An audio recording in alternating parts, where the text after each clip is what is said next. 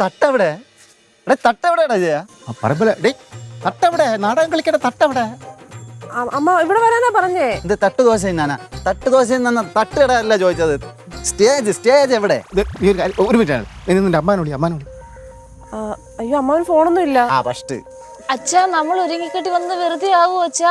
ഇല്ല മോളെ, അങ്ങനെ പറയരുത്. നമ്മൾ ആവശ്യമില്ലാത്ത ഡയലോഗ് കാറ്റല്ലേ ഇതില്. അങ്ങനെ ഞാൻ പഠിപ്പിച്ചില്ലല്ലോ. അല്ലെങ്കിൽ ചോദിച്ചൊരു അതൊന്നും ഇവിടെ കുത്തി കാറ്റണ്ട. നീ ആദ്യം സ്റ്റേജ് കണ്ടുപിടിക്കും.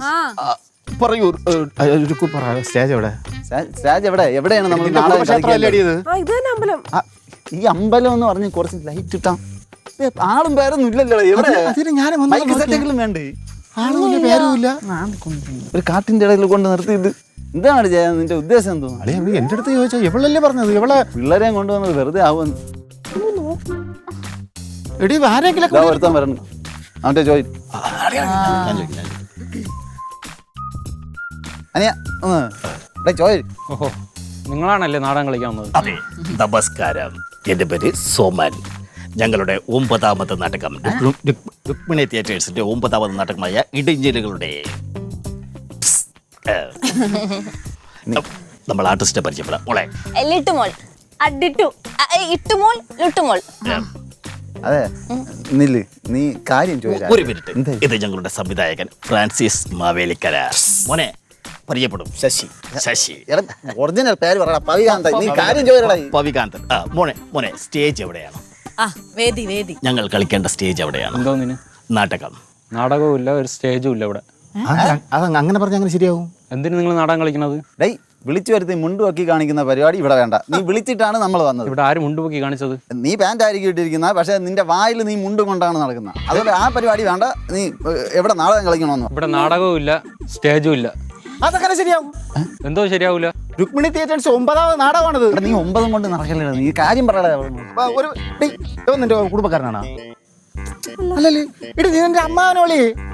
എവിടെ അമ്മാവനോളി? ഈ കുടുംബത്തിലുള്ളതാണ്. അത് എന്റെ അമ്മാവനാണ്. അമ്മാവന്റെ കാര്യങ്ങൾ നിങ്ങൾക്ക് അറിഞ്ഞൂടെ? അതൊക്കെ അവർക്ക് അറിയാം. എന്തോന്നറിയാം? പറഞ്ഞോ. അല്ല രുക്മിണി, ഇത് നിന്റെ അമ്മാവനല്ലേ ആള്? എന്റെ വകയിലെ അമ്മാവനാ. അമ്മാവനെ 2 മാസമായിട്ട് തലയ്ക്ക് സുഖമില്ല. തലയ്ക്ക് സുഖമില്ലേ? നിന്നെ കൊല്ലും ഞാൻ. തലയ്ക്ക് സുഖമില്ല. വീട്ടിൽ നിന്ന് 5000 അടിച്ചോണ്ടാണ് നിങ്ങൾക്ക് കൊണ്ട് അഡ്വാൻസ് തന്നത്. അത് വാങ്ങിക്കാനാണ് ഞാൻ ഇങ്ങോട്ട് വന്നത്. ഇതൊക്കെ പറയാ. നീ ആരാണ്? ഓഹോ, ഇപ്പൊ ഇത്രയും നേരമായിട്ട് എന്നെ നിനക്കൊക്കെ മനസ്സിലായില്ല. നീ ആര്? ഷാറൂഖ് ഖാനാ?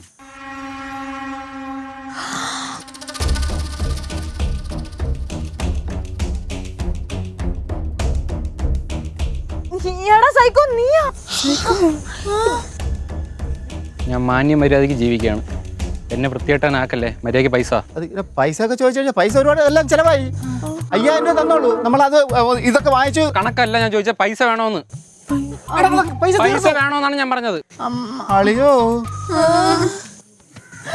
അളിയോടെ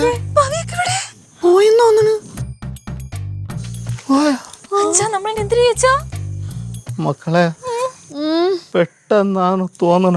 പൈസ എടുക്കാനാ പറഞ്ഞത്.